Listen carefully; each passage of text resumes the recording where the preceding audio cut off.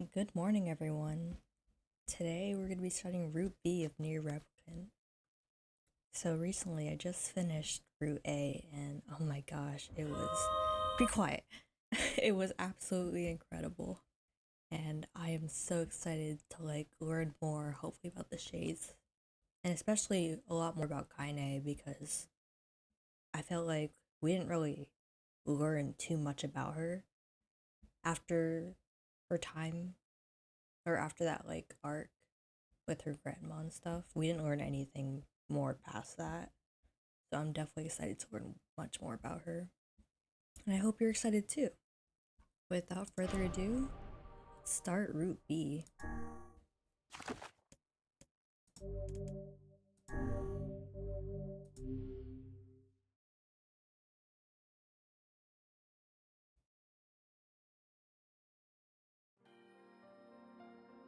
Whenever I interacted with Kaine, I was reminded about something from my past. Maybe my mind has been confusing her with my sister this whole time. Anyway... We're starting from here?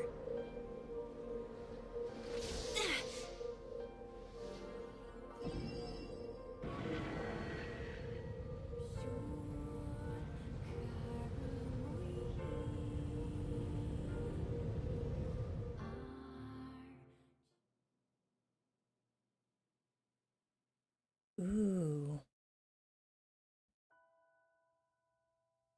The sound of rain filled the village. The steep cliffs that surrounded the area magnified sound, causing even the slightest drizzle to rattle like a thunderstorm. Thin wisps of smoke streamed from huts as the villagers huddled in their homes and waited out the rain. A single child, however, had braved the downpour and was now wandering slowly towards the wooden hawk-shaped weather vane at the center of town. The wanderer reached the vane, which had existed for as long as any could remember, and stared.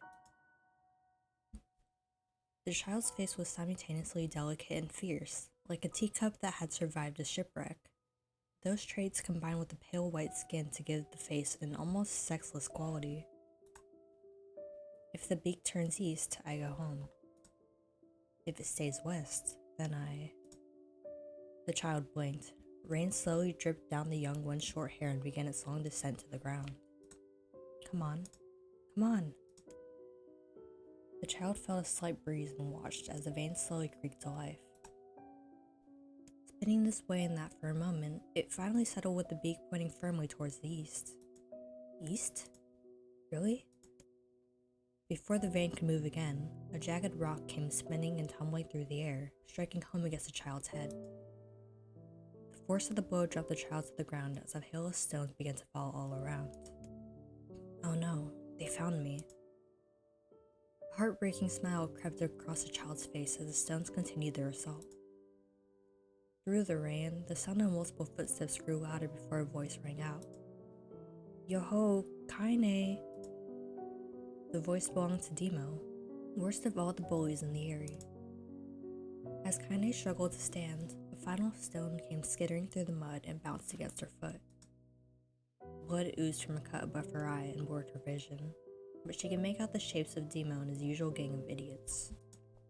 The boy seemed taken aback for a moment by Kaine's seeming indifference to the blood dripping from her face, but quickly regained his bravado. What's up, freak? You like the rain? You getting all wet? Or did you finally decide to run away from home? And though she knew it was futile, Kaine turned to leave.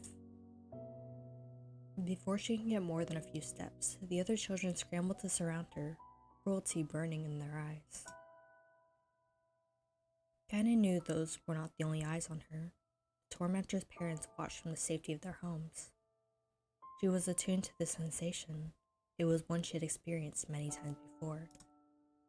While some villagers simply turned a blind eye to the actions of their children, many encouraged it openly. In a society ruled by superstition and fear, Kaine was something to be hated, and if possible, destroyed. I didn't say you could leave, freak. Demo's words chewed at her like a worm through an apple. He can't hurt me, she lied to herself.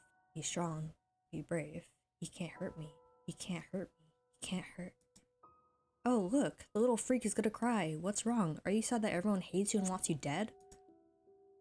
Kaine prayed for the rain to flood down and carry her away from a world that seemed to have no place for her.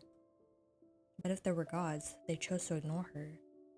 As Demo crept ever closer, the clouds began to thin and the rain slowed. Even the weather hates me. I'm useless, a failure. I wish Demo's rock had taken my head off. Kaine couldn't meet Demo's leering gaze. She lowered her eyes and stared at the muddy ground below. The boy moved forward until he was inches away.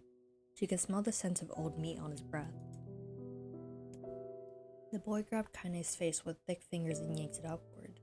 She tried to run away, but he forced her gaze back and jammed his thumb against her eyelids pried open. Show me. No. Did you just say no? Demo grinned evilly. You don't say no to me. No one says no to me. Not even taking his attention from Kaine, he called to his cohorts. Come on, guys, let's give the freak what she deserves. As soon as Demo finished, kicks and blows began to rain down upon Kaine. Demo paused, still grinning, as Kaine curled into a ball and tried to make the pain stop. I don't get you, freak. What you acting like a girl for, huh? Everyone knows what you really are. Kaine ignored the question, choosing instead to stare at the weather vane. It continued to point east, as if supremely confident about the future it had chosen for her. Go home? Yeah, that's a funny joke for someone with dead parents and no home to go to. Freak, chanted the children. Freak, freak, freak. Kaine closed her eyes and listened to the rain, waiting for the pain to start again. As the clutching hands of the village children closed around her, she bent her mind to the sound of the rain, letting it become her world entire. The rain fell, but the pain never came. Only when the laughter of her tormentors turned to terrified cries did she dare open a single blood-caked eye. Kaine was shocked to see Demo sprawled on the ground, holding his head and screaming in pain. She could see blood welling from spaces between his fat, twisted fingers. Oh my god, he's crying. He's actually crying. Deprived of their leader, the other children glanced back and forth between themselves, as if waiting for someone to step forward and take charge. When no savior emerged, they began an uneasy shuffle away from Kaine. The young girl was the least of their concerns. Instead, their attention was wrapped on the ancient woman standing a few feet away. After struggling for breath for a moment, she finally spoke in a voice thick with rage. Hurts like a bitch, don't it? Now I suggest you scatter before I throw another one. And if any of you little bastards ever touch my Kaine again, I'll do far worse than throw a rock. You can count on it. The old woman crouched down and gently touched the hand Demon was using to cover the wound. Before he could think to protest, she ground her palm into the wound and twisted back and forth. Ow! He screamed, leaping to his feet. Stop it! What are you doing? Quit whining. Ain't no one ever died from a scratch. You hit me with a rock, you stupid bitch. A big one. That thing could have killed me. The old woman shrugged. Death is the best cure for stupid. Demo's face twisted with rage at her words. Locking his eyes on Kaine, he took a step backward and spat on the ground. Get out! Leave this village. No one wants you here. Either of you.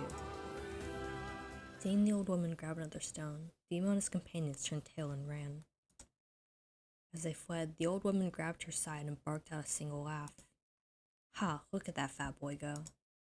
Guess he's healthy enough to run from a fight. The woman's smile faded as she turned her attention to Kaine. Kneeling down, she removed her shawl and placed it around the young girl's shoulders, then produced a cloth from the folds of her dress and began blotting out the blood on her forehead. No, Kaine, she said. Why didn't you fight back? You're stronger than that lot. The words of her grandmother stung Kaine, and she turned away. Don't be nice to me, she said. I don't deserve it. Nothing matters anymore. Her tears, held in check for so long, finally began to fall on the muddy ground below. Everyone hates me. They think I cause bad things to happen. They think I'm a freak. I wish I was dead. As Kaine's tears turned to sobs, she felt her grandmother's hands on her shoulders. Despite her advanced age and diminutive size, she was a woman of surprising strength, and Kaine found herself unable to turn away. Don't talk like that, girl. It's a river wide and deep that flows between the realms of this world and the next, and it grants no mercy to any that attempt to cross it. You got a duty to fight until your last breath. Understand? The old woman tightened her grip and tried to still the tremor in her voice. You know the pain of losing someone close to you, Kaine. You know because you survived it. As the words hit home, Kaine was struck by the force of her love for the old woman. As a young child, she didn't even know of her grandmother, but when her parents died, the woman quickly accepted her as her own. Grandma, as Kaine called her, was cunning, vulgar, and quick to violence. And their first few years together had not been easy. But with each year that had passed, Kaine and her grandmother had grown closer. However, it was only now, sitting in the mud with tears and blood caking her face, that Kaine truly understood the depths of her affection. Here was a woman who had seen hard times, who had seen death, who had fought through all these things and somehow emerged on the other side. If anyone could understand Kaine's pain and loneliness, it was her. Do I make you sick, Grandma? Of course not. Don't be an ass.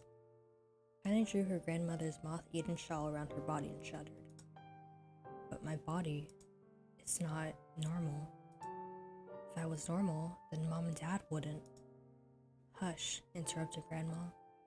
I'll not hear another word of this nonsense. You're my granddaughter, and I love you, and if folks have a problem with that, they can just go to hell. With that, the old woman reached out and placed a wreath of dried flowers in Kaine's hair. The skill it took to bend the flowers without breaking the stems or losing a single petal was remarkable, and the beauty of it made Kaine want to cry all over again. Oh my gosh, these are lunar tears. Grandma, you made this for me? Lunar tears are legendary flowers, and most people can live their entire lives without ever seeing one, and yet her grandmother had somehow collected a dozen or more. Kaine reached up and touched the wreath as if she couldn't believe it was real. Where did you find these? Just stumbled on them while I was out doing the shopping. The old woman turned away as she spoke, leading Kaine to suspect that the search had been more difficult than she was letting on. The pains she took to construct the ornament, let alone track down the flowers used in its construction, made Kaine's heart hurt. She reached up and gently adjusted the wreath, admiring the way it felt between her fingers. Didn't quite turn out right, said her grandmother as she squinted at it. These old hands have trouble with delicate work, but it sure looks good on a pretty girl like you. Kaine blushed and turned away. Yeah, you think I'm pretty? Of course you are, what a fool thing to say. Thank you, Grandma. Her grandmother smiled. We're gonna be fine, you and me, she said. As long as we got each other, we'll be just fine. Kaine took her grandmother's hand in hers, and the two of them struggled to their feet. As they began the long walk home, Kaine gripped the hand with all her might, as if trying to stop smoke from drifting away on the wind. The rain had stopped. Kaine stood beneath the weather vane, watching it spin in lazy circles, no longer caring about the direction it faced when it stopped. I don't need to escape. I have a home now. Grandma loves me, and that's enough. Even if it's us against the world. Kaine let her gaze drift up past the vane and into the cloudy sky. The last faint hints of a rainbow were slowly fading. As she turned and headed for home, the light scattered into a million particles and vanished, seemingly taken away on the breeze.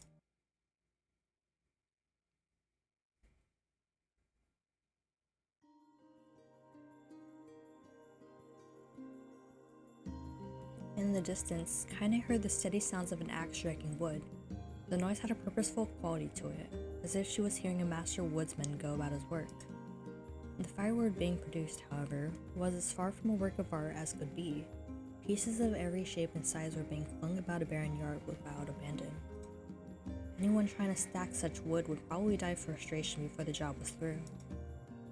Stupid piece of shit axe.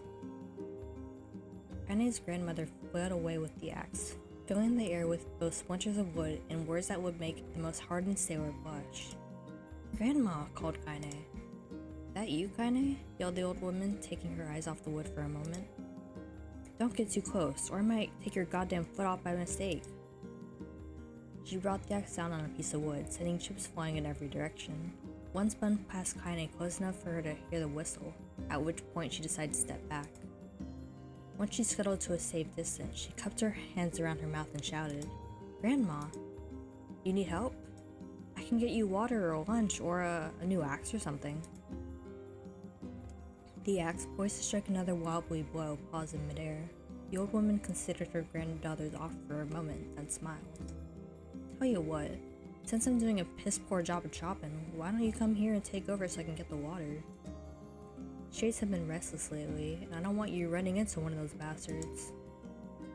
Relinquishing the axe, her grandmother picked up a long pole with wooden buckets on either ends.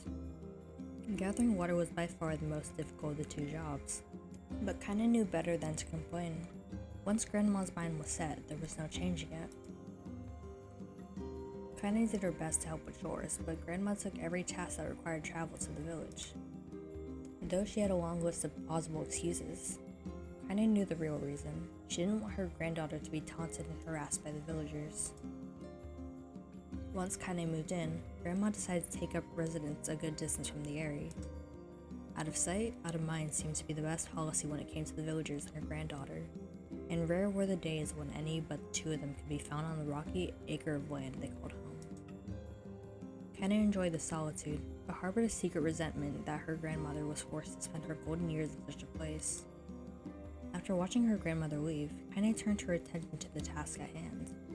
She had never chopped wood before in her life, and soon discovered why the old woman hated the chore. Swing after swing of the axe produced only a tiny crack in the wood, and when she finally managed to connect with a solid stroke, the tool embedded itself into the log and refused to budge. Frustrated, Kaine swung the axe around her head and threw it, log and all, across the yard. Damn it! Crap. She suddenly understood the joy her grandmother felt in a good curse. Happier now, she picked up the axe, forced it from the wood, and resumed chopping. She had a natural skill with the blade, but the task was challenging, and blisters soon began to form on her small pink hands. This is tough, and my logs are all weird sizes. Spitting on her palms and ignoring the pain, Kaine redoubled her efforts. Just as if she was developing a rhythm, Grandma returned from the village. Setting down her buckets with a small sigh, she took one good look at the logs and coughed out a wheezy laugh. Pretty clumsy, girl. You better practice if you... Her grandmother suddenly collapsed to her knees, causing one of the buckets to wobble precariously. Eyes wide, Kaine dropped the axe and ran to her grandmother's side. Grandma! The old woman shook her hand and pointed a trembling finger at the bucket. Get the bucket. Can't let it spill. Kaine steadied the bucket with a foot as she knelt by her grandmother. A small bit of water sloshed over the side and made a new home in the hem of her dress, but Kaine didn't notice. Grandma, what's happening? Crazed with panic, she grabbed her grandmother by the shoulders and shook. After a moment, the woman lifted her arms and batted Kaine away. Stop that, just stop, she cried, breathing heavily. It ain't like I'm dying. I'm just tired from the trip is all. Kaine desperately wanted to leave her, but one look at the old woman's shaking hands and worn face told her more than words ever could. Her grandmother had lived a long, hard life, and it seemed the bill was finally coming due. The time when her grandmother watched over Kaine was ending. Sooner than either of them had feared, the positions would be reversed. The next morning, Kaine came to the side of her grandmother's bed and took her wrinkled hands.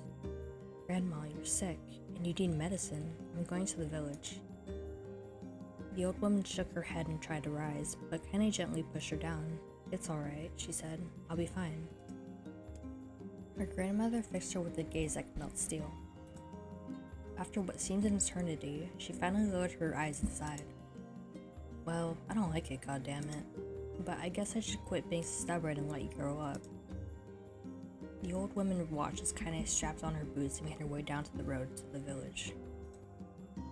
Hours later, as an unseen sun had made its way across a dark and rainy sky, she was still watching. Kaine moved at a brisk pace, checking her pockets every few minutes to make sure the money her grandmother gave her was still there. Every noise caused her to spin on her heels, making sure she wasn't being stalked by Shade, or worse, Demona's gang. But she encountered neither tormentors nor shades, and Kaine finally found herself at the entrance to the village. The few adults she could see glanced sideways at her, then muttered to each other behind raised hands before slinking away into the shadows. Her heart racing, Kaine took a series of rapid, shallow breaths and tried to calm herself. have to prove myself. I have to help Grandma. I have to be strong. She chanted those words to herself over and over as she slowly made her way. Finally, her eyes settled on a rotund older woman who was angrily waving her arms in the air and telling anyone who would listen exactly what she thought of Kaine's presence. "Hey lady," said Kaine with a bravado she did not feel. "Where's the apothecary?" The woman's flabby cheeks shook in bewildered anger. "How dare this thing speak to me?" they seemed to say. But Kaine saw that her eyes held a different emotion, fear. "Yeah, we're both scared, lady. Trust me on this one." "Which way?" Kaine repeated. The woman pointed at a small building to her right before hitching up her dress and stumbling off in the direction. Kaine cringed, expecting a stone to come flying from the assembled crowd, but none came. Her mind was filled with a strange sense of pride as she made her way to the apothecary. But a new emotion had little time to take root, for as soon as she opened the door, she noticed a familiar customer at the counter. It was Demo. He'd clearly been sent here on some kind of family errand, because his gang of followers was nowhere to be found. "Oh my god," he sputtered. I mean, what are you doing here, freak?" The insult was delivered without force, and Kaine happily ignored it. Stretching on tiptoes to see over the counter, she asked the shopkeeper over the medication. "Ha," barked Demo. "That old bitch finally keel over?" "Go to hell, Demo." The boy's eyes grew so wide they seemed ready to fall out of his head. But before he could let fly a comeback, or worse, a punch, the apothecary told him to knock it off before he kicked them out of the store. Demo slunk out of the shop, cursing Kaine under his breath.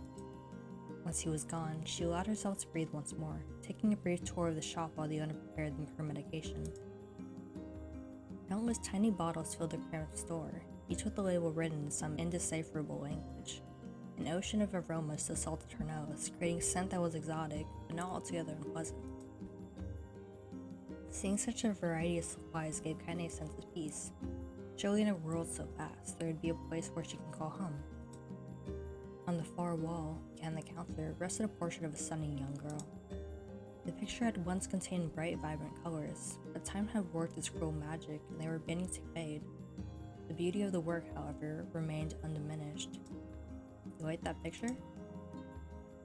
Kaine turned to find the apothecary with a small vial of medicine in his hand.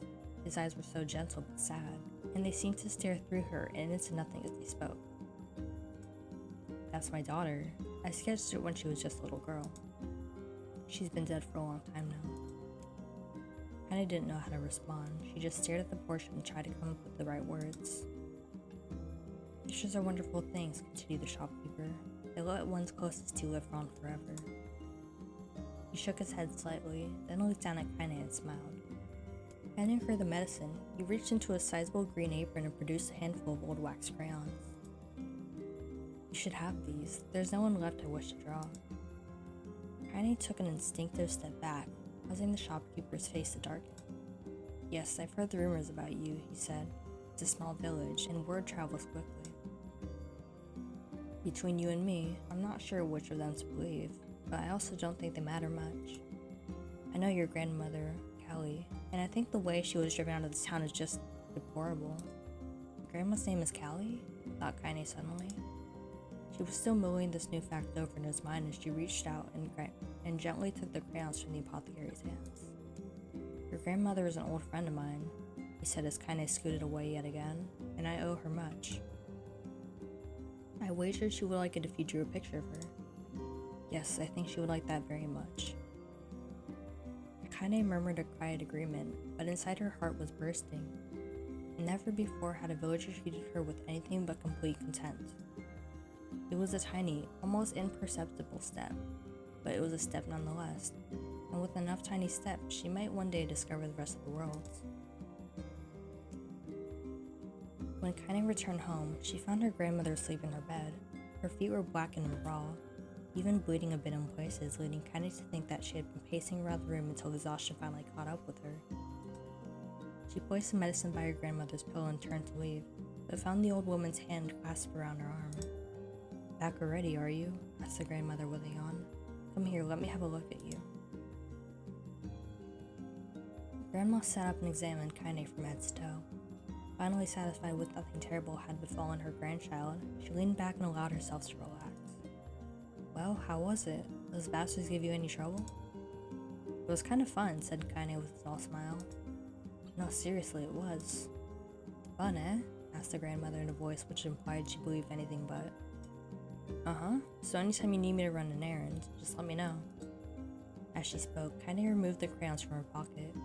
After a brief explanation of their source, she informed her grandmother that she was going to sketch a portrait. A portrait of me? Ridiculous. No one wants to stare at a wrinkled old crone. But Grandma, it'll make you live forever. Poor shit, said her grandmother, throwing back the sheet from her bed. Living forever would just piss me off. Now put those crayons away and help me with dinner. But Kaine would not relent, and in the end, Grandma found herself waiting against the wall of the house as if posing for master artist. Kaine took up the crayons, eyed her subject carefully, and set to work. Just as her grandmother was about to nod off, Kaine finished the piece. After staring at it for a bit, she released it from her grip and let it slowly drift to the floor. It's terrible. It doesn't look like you at all. I'm sorry, Grandma. I thought these crayons would, make drawing easy or something. The old woman's eyes stared at her granddaughter's disappointment. Let me be the judge of that, she said, ignoring the pain of her back and reaching for the paper. The sketch could have been a person's face. It also could have been a boulder, a lump of clay, or an incredibly misshapen loaf of bread, all rendered in a chaotic array of colors. The old woman stared at the picture for a long time, then slowly wheezed out a laugh. Oh, Kaine, she said between laughter, you truly are my blood. You're as clumsy as me and I love it. But, hush, I won't hear any more bull about how ugly you think it is. It came from the heart, and I'll treasure it always. True to her word, the old woman gave the picture a place of honor above the kitchen table. In the days that followed, Kaine would often catch her staring at the portrait with a strange smile on her face, an action she interpreted as a silent, mocking laughter.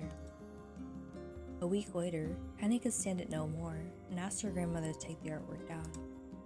Posh, said the old woman, I'll take this down when they roll me in my shroud. She pondered this for a bit, then turned to Kaine and dropped down to one knee. Listen to me, girl. Seeing this picture makes me happy in a way I'd never felt before. And it makes me want to go on, so that someday you can feel the same happiness. It was a moment that burned itself in Kaine's memory, a perfect blend of pride and love and joy that came together to form a lifelong remembrance. She swore to never forget this moment, to never forget the old woman who had made her place in the world possible. Time moves on. People and memories move in and out of a life like ghosts passing through a hall. But this moment will be different, Kaine swore, because I will remember it forever. Forever.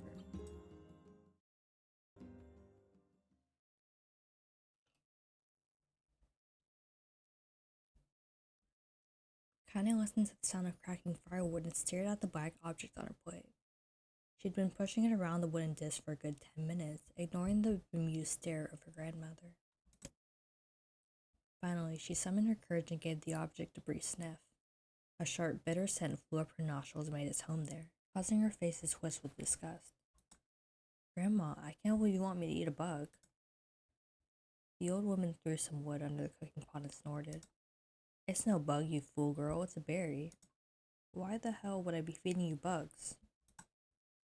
Yeah, well, sure looks like a bug, said Kaine, and I think it's burnt or something because it smells terrible. With that, Kaine held her nose and threw the berry in her mouth, chewing as little as possible.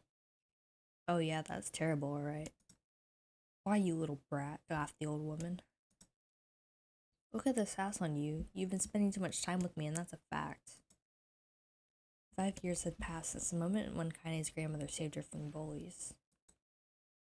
As is often with the way the two stubborn people, the relationship had grown in fits and starts, but moved forward all the same.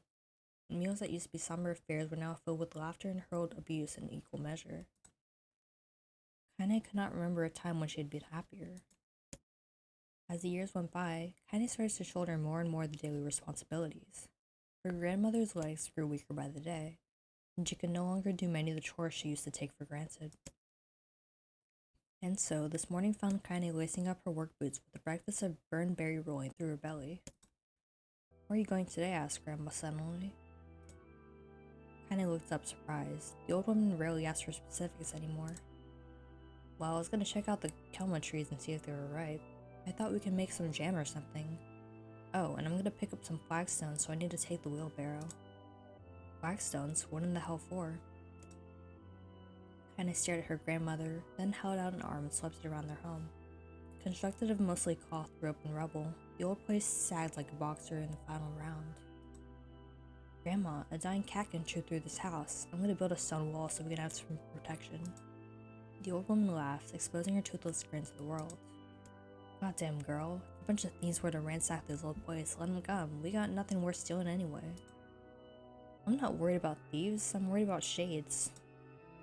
People saw one west of the village yesterday. The old woman tilted her head and stared at her granddaughter.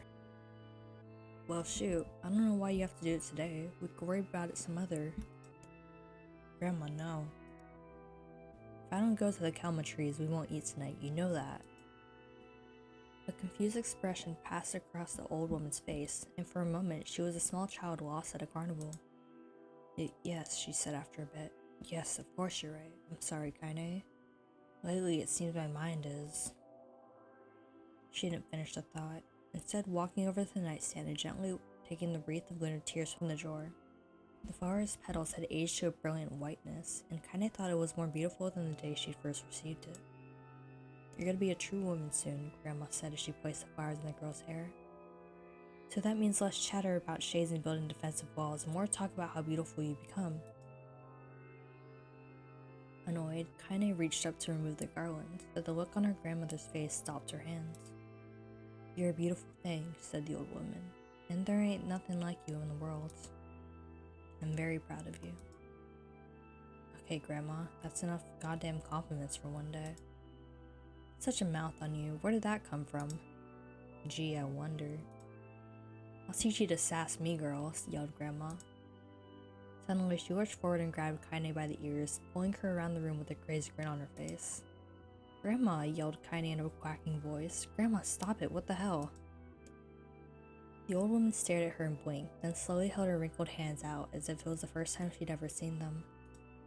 I don't know what happened there. I'm sorry, girl. Sometimes my mind just... Kaine thought the look on her grandmother's face was the most heartbreaking thing she had ever seen. Listen, she began. Maybe I should stay home after all. No, I won't have you stay here to keep an eye on an old codger like me. You go get your fruit and your wall and whatnot. I'll be fine. When you come back, I'll have a nice grasshopper dinner waiting for you. Kaine rolled her eyes, then kissed her grandmother in the forehead and made ready to depart, trying desperately to ignore the worry that was gnawing at the walls of her heart. Kaine could feel the old woman's eyes watching her as she moved down the path. Don't turn around, she told herself. But in the end, the temptation was too great. She spun on her heel for one final look and saw a small, bent woman standing in front of a ramshackle hut with a sad expression on her face. God, she was so old now. It's like the wind could reach down and just carry her away. Kaine worried about her grandmother all day, causing her work to suffer. What little fruit she could collect was tossed carelessly into a wheelbarrow, and she only found a couple of stones before losing interest in the project. Finally, as dusk approached, she decided to call it a day. Cursing herself for the lack of focus, Kaine pushed the nearly empty wheelbarrow back down the path. As she crested the final hill, she suddenly froze in place. The wheelbarrow fell from her fingers and collapsed on its side, sending a few pieces of wrinkled brown fruit rolling back down the hill. Her gaze was transfixed by a thick black cloud that hovered just ahead. Tracing its path with the finger, Kaine suddenly felt her stomach knot in on itself. No, oh gods, no! Her grandmother's house was ablaze, the flames licking up as if trying to touch the sky itself. Grandma! Grandma! Kaine ran then, faster than she had ever moved in her life. Once she tripped on a stone and went sprawling into the rocky ground, but she leapt to her feet and continued running, unmindful of the blood that spilled from her wooden hands and knees. As she got closer and closer, Kaine's mind began to race in time with her footfalls. It's too dark. It's too dark, not just fire. Can't be fire, too much smoke. Gotta save her, gotta save her. She burst into the front yard and came with a sudden halt. Her worst suspicions confirmed. The smoke from the fire was mingling with the thick, inky blackness of an enormous shade. The massive creature supported itself on 3 twisted feet and achieved balance through means of a large, armored tail. Scales, horns, and claws sprouted from its body in random, chaotic pattern, giving it the appearance of a lizard designed by some insane god. Seeing Kaine, it let out a roar and flicked its tail, sending small whirlwinds spinning around the yard.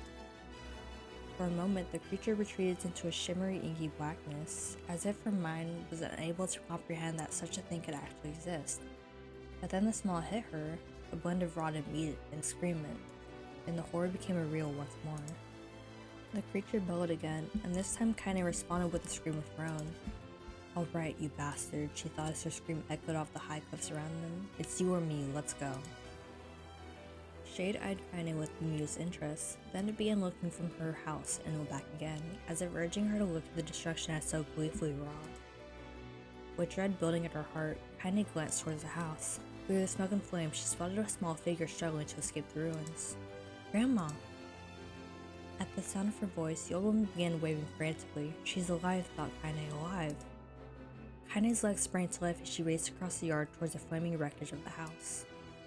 Before she could advance more than a few steps, the shade opened its mouth and let out a roar powerful enough to uproot trees and send them flying. The blast sent Kaine tumbling through the air before smashing her against the rocky earth. Stars danced in front of her eyes as she tried to remember how her legs worked. "Get up! Get up! Get up! Get up! Get up! Get up now!" As Kaine struggled to her feet, the shade stomped towards the house and pinned her grandmother to the ground with the tip of the claw. The old woman struggled to move the claw from her stomach, but she might as well have been pushing a mountain. She coughed briefly, sending a small spray of blood into the air, then collapsed to the ground, her energy spent. Kaine lurched to her feet, only to fall back to earth with a gasp. Her ankles were on fire. One or both of them were surely broken. Ignoring the pain that screamed through her body, she began dragging herself across the ground, leaving a drunken trail of dust and blood in her wake. "Grandma, hold on, just a little longer." Her grandmother's face was turning blue, her eyes rolling back until only the whites were exposed. Kaine pulled herself across the ground with maddening slowness, the distance seeming to increase with every second that passed. The shade glanced between the two women and flicked out its tongue, its giant mouth turning up at the corners. Short, panting breaths belched from somewhere deep inside its gore. "Bastard," laughing at us.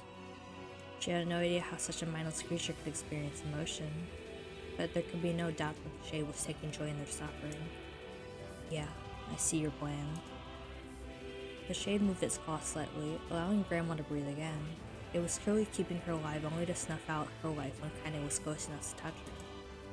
"I'm gonna kill this bastard." Summoning all her strength, Kaine rose to her feet. There was a sickening snap of her right ankle as the foot twisted backward, but she forced it from her mind and began to hobble towards the monster. Pulling a small knife from the pouch at her waist, she leapt on her foot that pinned her grandmother and plunged the weapon deep. "Give her back," she screamed. "Give her back to me." It was like stabbing raw. After a few swipes, the knife broke at the hilt with a dull snap. The shade panted laughter again, then raised its tail and sent it rushing through the air towards the young girl that was lashed to its foot. Kaine never had a chance. The tail struck her square in the chest and sent her crashing into the burning wreckage of the home. As she lay on the ground with blood pouring from multiple wounds, a small, weak voice spoke up. "Kaine?" Kaine's vision blurred, but she forced herself to focus on the sound. Finally, her eyes cleared enough for her to make out her grandmother's hands reaching out to her through the smoke. "Grandma? Kaine, you gotta run. You can't pass this one." Kaine grabbed the hands and held on with all her strength. "Grandma, come on, we have to go." The old woman coughed loudly. One of her hands, slick with blood, slipped from Kaine's grasp and thumped to the ground below. "Grandma, no, no! I said run, goddammit, you have to. You have to live, you have to get through." The thought would stay forever unfinished. Before she could say another word, the shade-clawed foot descended, smashing through the remains of the roof and down onto the shattered figure of the old woman. Blood oozed from gaps in the creature's toes as a terrible putrid smell assaulted Kaine's nose once again. She stared at the foot, dumbfounded, convinced that what she was seeing could not possibly be real. When the creature finally lifted its appendage, all that remained underneath was a twisted, unrecognizable mass of rubble and red. Her grandmother was gone. Kaine blinked, trying to feel the hands that which had been in hers just a moment before. For a fleeting instant, she could remember the warmth of the embrace, the trembling of the fingers, but then the sensation drifted away on the breeze and was gone. Memories flashed through Kaine's mind, one after the other, faster and faster until they became a meaningless jangle of noise. Kaine screamed then, a thunderous sound that echoed off the cliffs and seemed to roll away forever. The shade eased forward, black ichor pouring from its mouth and dissolving to smoke on the ground below. The earth shook with every step as it crept towards its prey. Kaine's body slowly rose as if controlled by a mad puppet master. Her arms and legs were bent in at impossible angles. Her head lolled dangerously to the side, yet somehow she managed to stand. Stared at the shade. Her eyes began to glow with a deep red fire. The creature, so confident just moments before, took a slow, hesitant step backwards, trying to discern if this broken human could possibly pose a threat. Kaine seized the moment, laughing like a mad woman. She leapt into the air and plunged the shattered hilt of her knife deep into the leg of the shade. The shade shook Kaine off like a fly, sending her crashing to the earth once again. Her chest rose and fell slowly, as if a great weight was resting on it. Moist sounds of pain echoed through her mind, something warm and thick oozed from her ears. Is that blood? I think it is. I think I'm bleeding to death. No, can't die. Grandma told me to live. Deep inside Kaine's mind, something finally broke. The sound, the pain, the smoke and flames, all of it faded away until all that remained was a single incantation that repeated over and over again. Kill it. Kill it. Kill it. Kill it, kill it, kill it, kill it, kill it. Kill it. Kill it now. As the spark that was Kaine slowly began to flicker and die, she felt her desire to kill and her desire to live blend into one. The distance between heartbeats grew longer and longer and longer.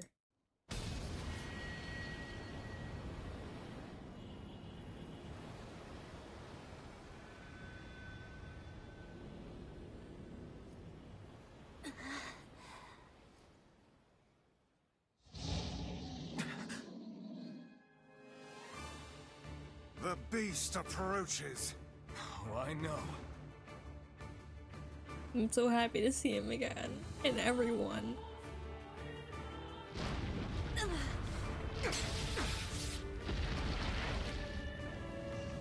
Is this cutscene a little different? Am I fighting again? Holy shit, I am!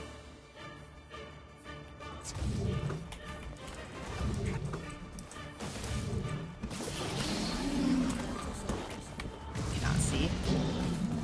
What anger this creature must have. How did it even survive these past 5 years?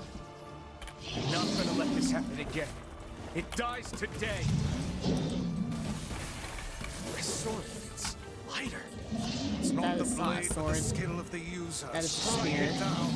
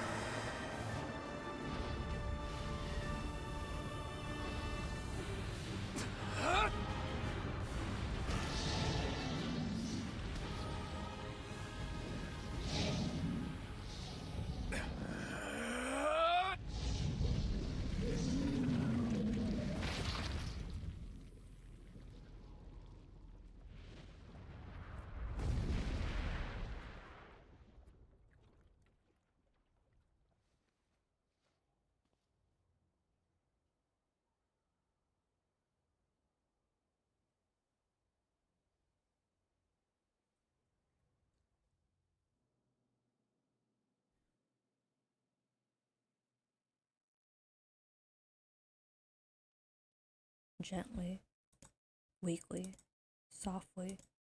The shade's short tormentor was dead, turned and stopped off towards the horizon, stopping along the way to bellow one final roar. Couldn't kill it. Shame beyond imagining, Kaine tried to turn her head to the side, but only succeeded in coughing up a huge gout of blood. It was getting difficult to see, and only after a moment of fierce concentration did she realize that her left eye was gone. Laughing to herself, she turned her remaining eyes to the ruins of her home and noticed a ragged slump of arm resting a few feet away. Yeah, that's mine, she thought with a mad giggle.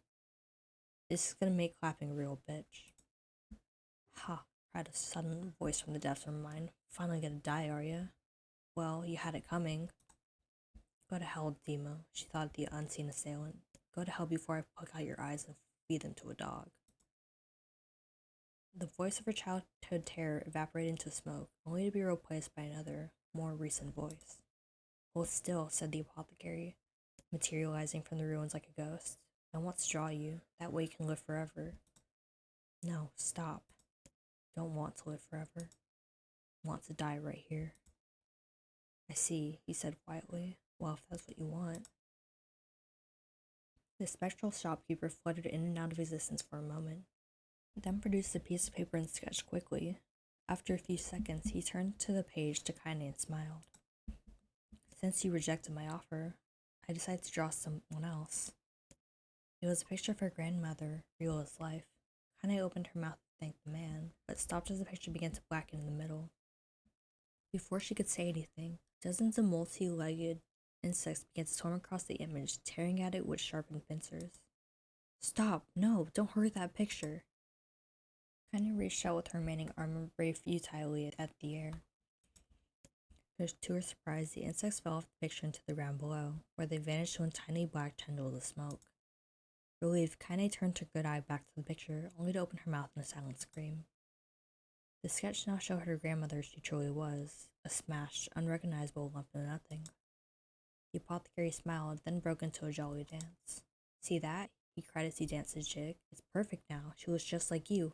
Ha-cha-cha-cha. I look like that? Oh God, I'm gonna die. I'm gonna die. Drowning in despair, Kaine laid her head back in the mud and smoke of her ruined house and waited for the end to come.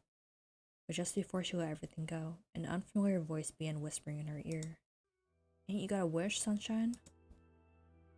The voice was vulgar and fierce at the same time, as if insanity had somehow found a way to take form. Kaine wanted to scream as the voice crawled under her skin, but her lungs refused to work. You know, a wish, like a prayer or something. Why don't you get on your knees and start praying to heaven? Please, invisible man in the sky, save me, save me! Ha ha ha ha. Kaine finally resorted to shouting at the voice in her mind. I don't make wishes, they don't come true for me. I'm a curse, a freak. I should be left to die. The other voice boomed in her ears. Oh ha ha ha, oh God, you are the best. Kaine glanced down and saw a black shiny substance oozing from her legs. She tried to brush it away, but her remaining arm would no longer respond. The substance slowly crept around her feet, and then began moving up towards the rest of her body. Is this death? Is this what it's like? Or is my mind just losing itself? She could feel the slime oozing upward, feel the hot searing pain left in its wake. Whatever else might be happening, she was still alive and this was real. Come on, said the voice, let it go. Kaine tried to ignore the voice and concentrate on the pain, but the newcomer would have none of it. Don't ignore me, sunshine. You're ready to give up, ready to die, so why not let me have it? Have what? Your body, come on, give it to me, give it to me. I don't want to stand on the ground, feel the rain, taste the winds. The voice paused as if licking its lips. When it resumed, it was filled with mad, unabated joy. And I want to take your hands and use them to choke the goddamn life out of people. I want to tear out their throats and bathe in the blood just like before. In response, Kaine shifted her head and vomited. The warmth of it crept down her front and mingled with the pain of an approaching black ooze. Are you a shade? Haha, yeah, maybe, what of it? The slime reached her face, crept up past her nose, and slowly oozed into the socket of her missing eye. The moment it touched her brain, Kaine was struck by the most powerful sensation she'd ever felt in her life. It was ecstasy. She wanted to scream with delight, but all she could manage was a small whispered moan. "Feels good, don't it?" asked the voice with a chuckle. "Yeah, what can I say? I know how to please the ladies." "Now give me that body. Come on, give me the body and I'll give you more of this feeling. It's a fair trade." A black lump began to protrude from Kaine's side. As she watched, it grew larger and thicker, eventually taking the form of her missing arm. "I can see better," she thought. "My eye must be growing back too." The slime reached up to envelop the rest of her face, but she managed to brush it away. "Stop," she whispered, marveling at how she regained her voice. "Stop." The black ooze hesitated, as if considering this request, then quickly shimmered down her body before disappearing into a cloud of smoke. "Ah, what the hell, Sunshine?" screamed the voice. "We had a deal. I thought you wanted to die." "But Grandma said, can't die yet." A brief image of her grandmother, bloodied and broken, flashed before her eyes. She saw the shade that had killed her and heard its mocking laughter, then closed her eyes and forced the image from her mind. Her whole body was quaking with rage. When she opened her eyes again, they burned bright red. "That thing took my grandmother. I have to kill it before I die." Kaine glanced down and saw a mysterious pattern. The pattern of the shades burned itself into her left arm. "Well, I'll be damned," said the voice cheerfully. "Look at that, Sunshine. I think you and me are going to be good friends now." Kaine stared intently at her arm. The more emotional she felt, the more the letters seemed ready to puncture her skin and began infecting the rest of her body. The arm clearly had a will of its own now. "Stop. Gotta stop." Holding her left arm in her right, Kaine took a deep breath and tried to calm herself. "Come on, don't fight it," pleaded the voice. "It's my favorite dish and I'm hungry. Let it go, feel the anger, burn with the fire of revenge, thirst for blood, then go out there and..." Shut up and get the hell out of my body."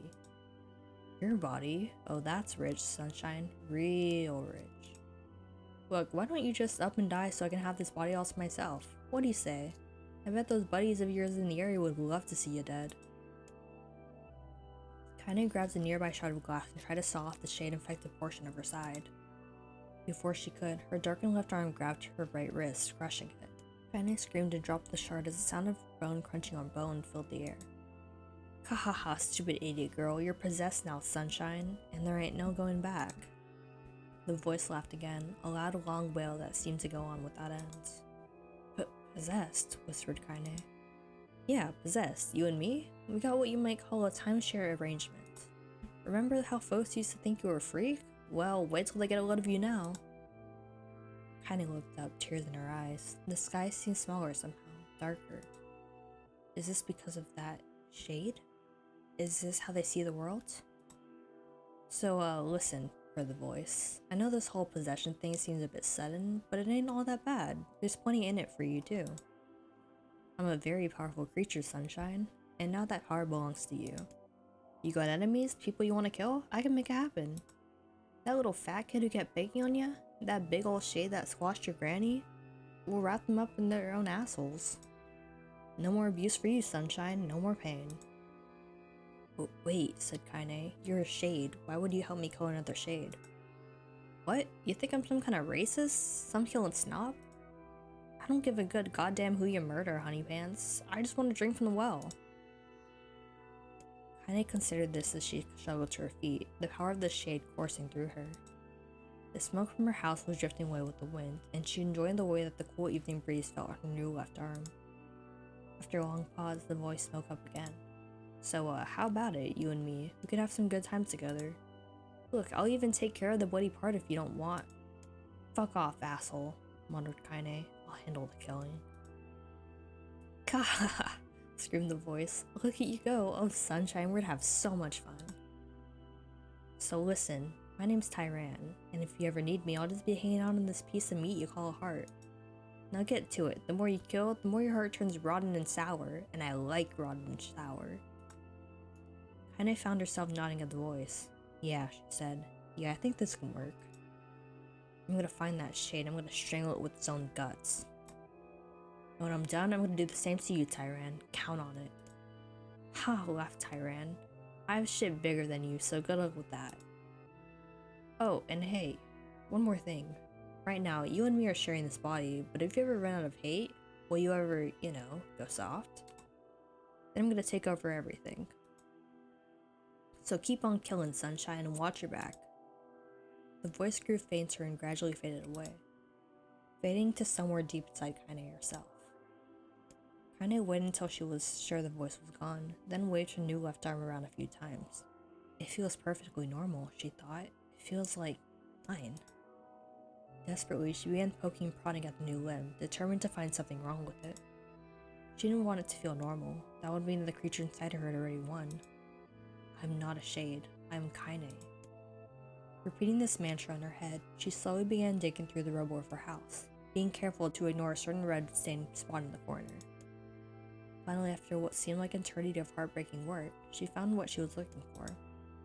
It was a wreath of lunar tears. Though it had been through hell and back, the garland's petals were as bright as ever. Kaine started to place in her hair, then slowly lowered the wreath and stared at it. I'm sorry, Grandma. I'm so sorry. But I don't deserve to wear this anymore. I'm possessed, corrupted, freaked. And this time, I don't think there's any going back. Holding the flowers to her heart, Kaine fell to the ground and sobbed. As night gradually lightened to dawn and people of the area rose to their daily lives, she remained in that position, as if tears could somehow wash away the horror that now infected her world. Alive! Stay alive! Stay alive! Grandma. Kaine, you gotta live! You gotta come back to us!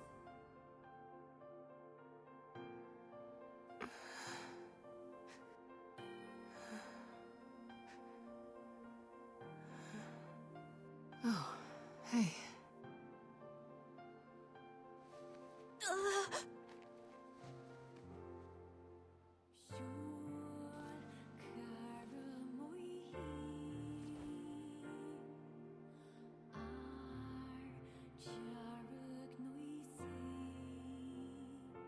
Emil, you were the one calling me, weren't you?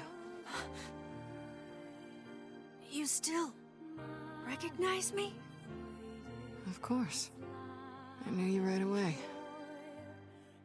Thank you, Kaine. Welcome back, Kaine. Wow, you grew up. So, how long has it been? 5 years.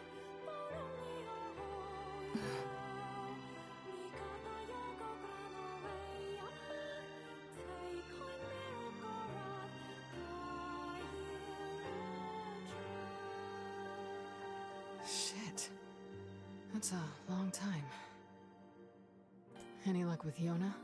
We are still no closer to finding her. We need a way to locate the Shadow Lord. By the way, this is for you. Is that a lunar tear? It's not as good as your grandmother's, but I tried. No, it's great. Thank you. Oh, is that the one she puts in her hair?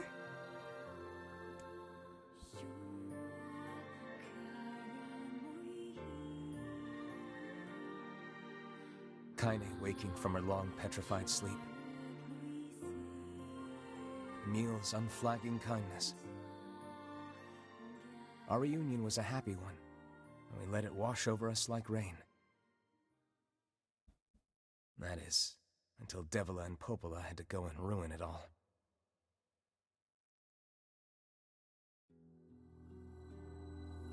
Are you kidding me? You can't be serious! Please, try to understand. People are tired and scared, and... I'm sorry. I'm sorry you have to bear the brunt of that. This is crap, and you know it! It's okay. We can sleep outside. No one's sleeping outside. You and Kaine saved this village, and now they want to run you out? People are afraid of us. And really, I understand. I mean, look at me. As long as you're still with us, I can deal with it. Right, Kaine? I'm used to sleeping outside. But... We'll see you later. Sorry about this.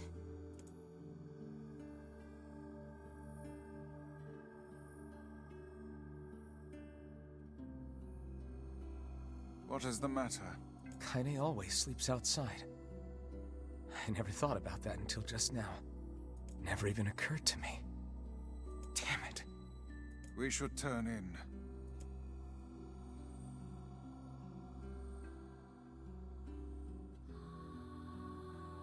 I didn't get much sleep that night. For the first time in my life, I hated Devila. For the first time in my life, I doubted Popola. But those feelings are pointless in the end. They said and did what they did for the sake of the village. To protect it from the horror of the Shades.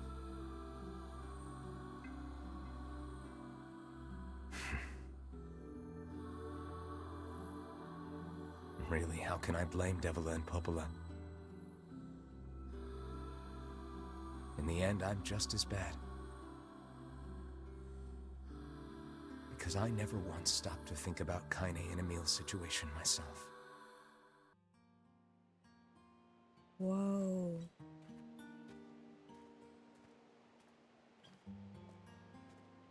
Whoa.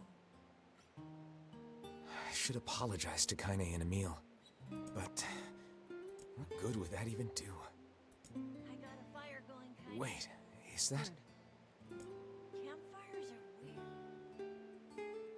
I'm so happy to get to talk to you again, Kaine.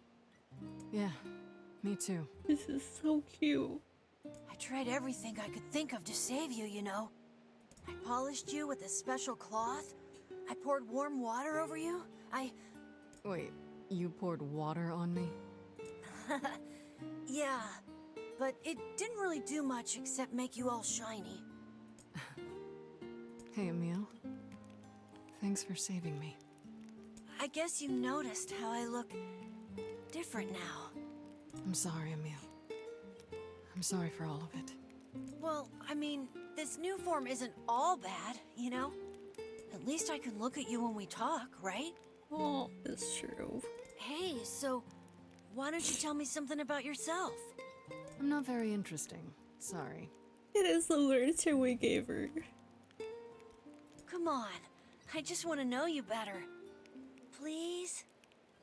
Fine. This all happened when I was a kid, before the whole shade possession thing. My body is different. And when the villagers found out about it, they started treating me like a freak. But one person, my grandmother, accepted me just as I was. No matter how bad things got, she gave me the strength to keep going. She's really special to you, huh? Yeah. Oh, hey! That gives me an idea.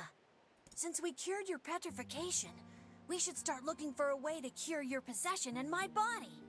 I know we can do it if we all work together. Heck, it'll probably be super easy. Let me guess. More warm water? Okay, can we just forget I told you about that?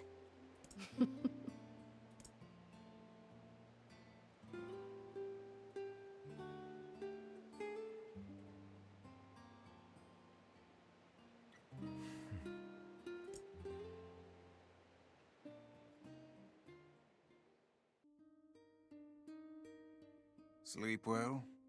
Sure. And yet your red eyes tell a different tale. Don't be so hard on yourself, lad. I need to go see Devila and Popola. Very well. Wow, so we continue from here. I see. So, I was told to look inside my house, and this looks interesting. What might that be? It's Mom's diary. Ooh. I've not heard you speak much about your mother. She got the Black Scrawl and died when I was little. Oh.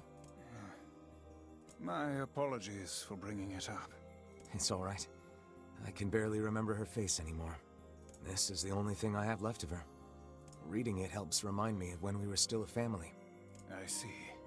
But the final entries get a little strange. Huh? In what way? Well, here. Take a look. What? Where am I going? Say there. Can you not hear me?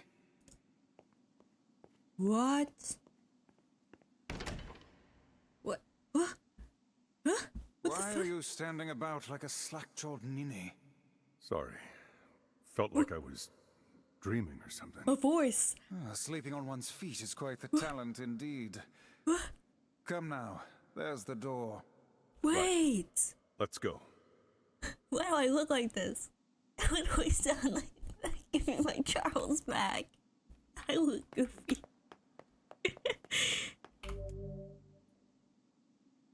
Okay.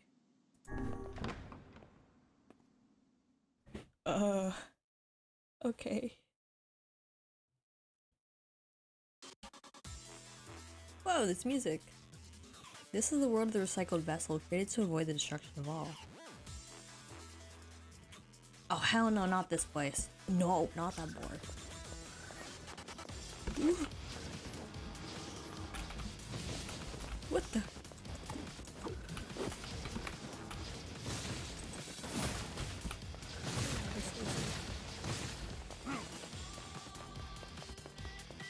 Wait, this slaps. Is this a Mules? This isn't a remix to Mules song. This slaps. It's still gonna be copyrighted though. Did I just one-shot that? So much for that. The black scrawl, a lost destiny, a white book, a false truth. What the? Ooh. Oh, this is a Mule's house. Oh. What is this filter? So hard to see. Soldiers assault calling forth white death. They are legion, those who plunge the world into darkness.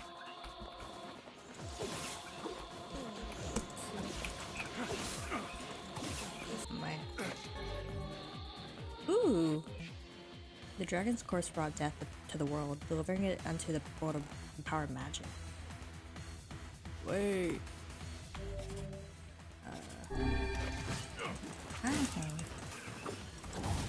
Ow. Ow. I'm getting beat up.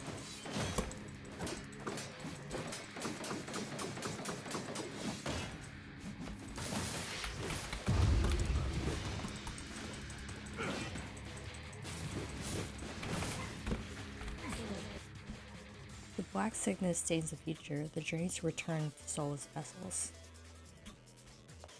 Ooh. Okay.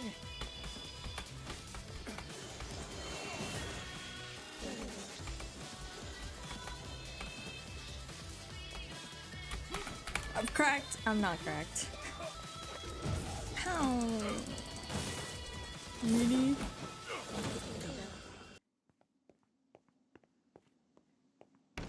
What the?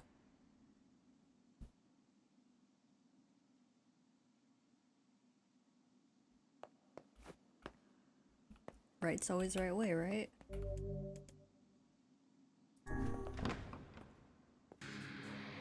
The apocalypse divided the world into two, and one knows that not day, one had which never seen the light. I think that's what it said.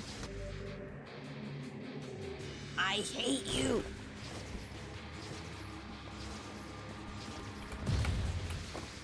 Rude.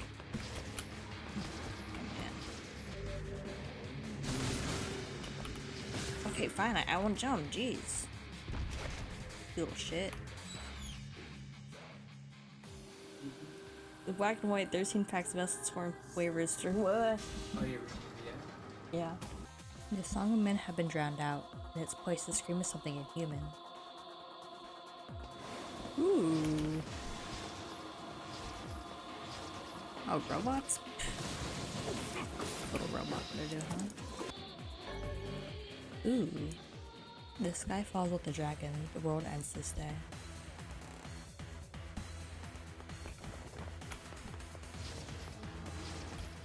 Where am I? Where am I? The puppet priest collects the accursed prey and polishes the vessel. Oh, what a facade. Why am I in first person? This is weird.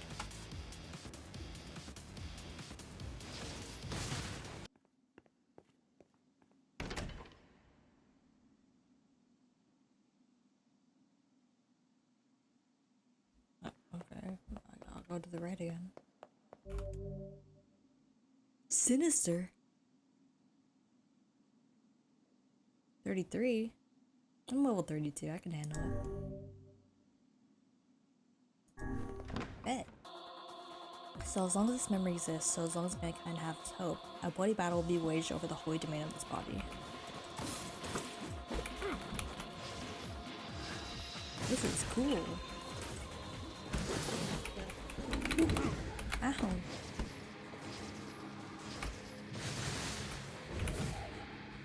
Ow.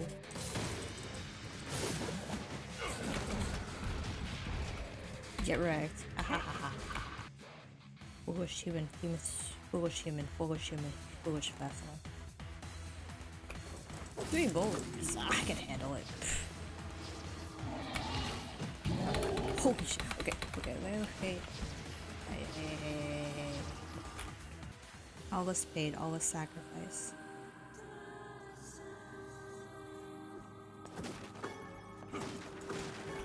Ooh. It seems we have been shut in.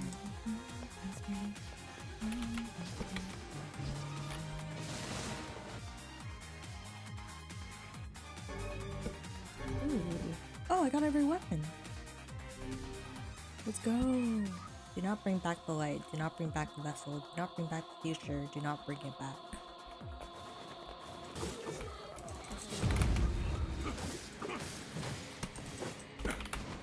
How do you heal?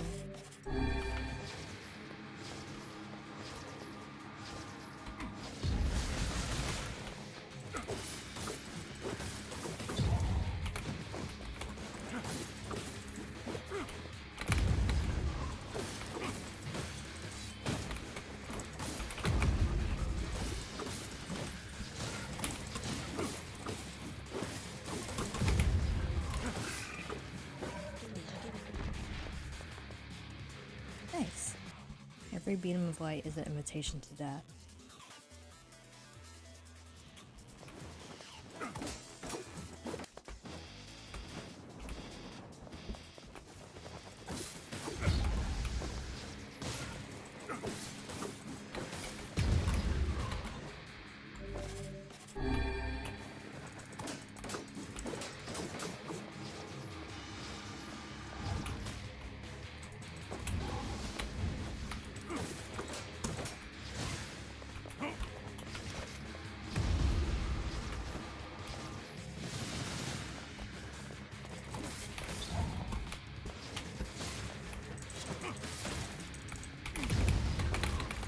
Ah!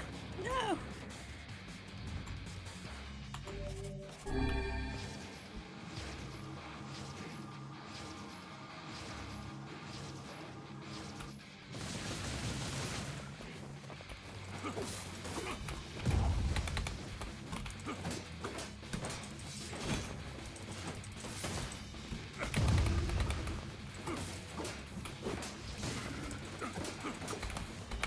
I'm stuck.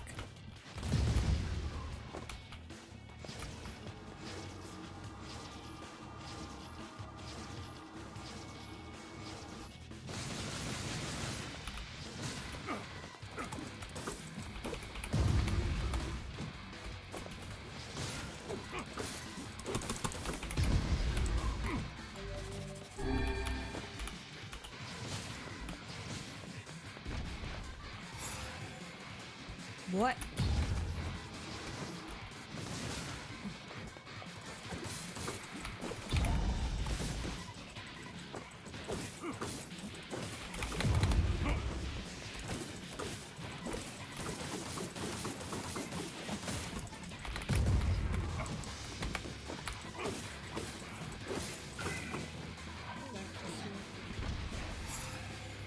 Another one?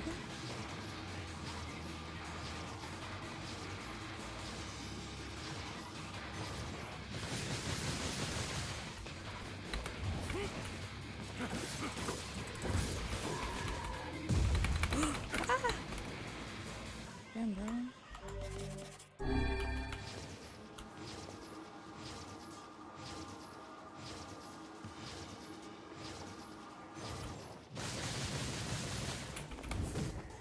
I just rolled into that.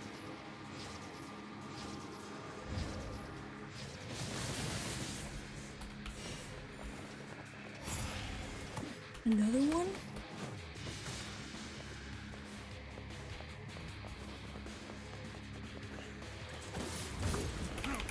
Whoa.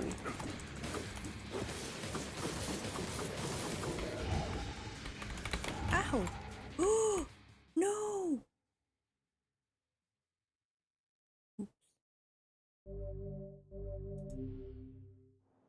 No, I failed. My word. Something wrong? I feel as if I've just awoken from a most unpleasant dream. Indeed. I know what you mean. That happens to me whenever I read it. Damn. Nice.